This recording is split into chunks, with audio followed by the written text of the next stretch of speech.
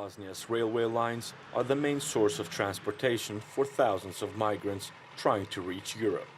From the capital Sarajevo, they head north to Bihac, a town bordering European Union member Croatia. But this train, migrants are heading back to Sarajevo due to what they say are inhumane living conditions in Bihac. Mahmoud Ali, who asked us not to reveal where he is coming from, is heading for Europe in search of a better life. Living conditions in Bihac were extremely difficult. I couldn't stay there, so I tried to cross the border. It was raining heavily in the forest. After 6 days, my clothes were dirty. I came back to the camp Sarajevo to shower and wash my clothes. I'll try again, though. The camp is extremely crowded at the border.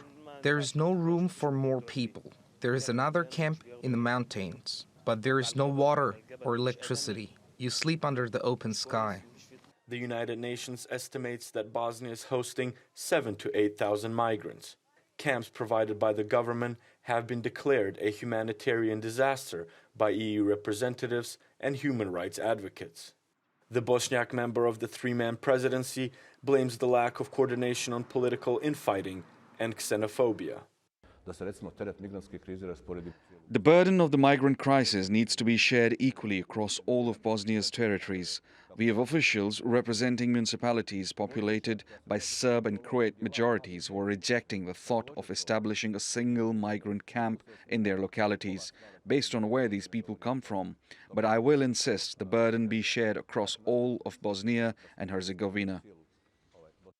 The International Organization for Migration has cited a lack of decision-making as the reason for poor living conditions in migrant camps.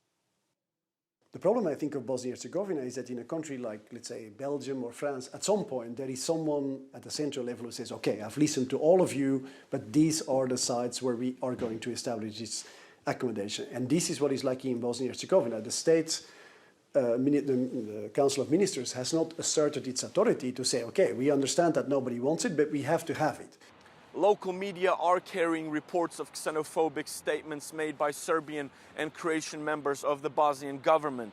But many people here are more concerned about reports of violence and intimidation by the Croatian border police, and this is being tolerated by the European Union in order to stop the flow of migrants. Mahmoud Ali says Croatian border police forced him to return to Bosnia 3 times.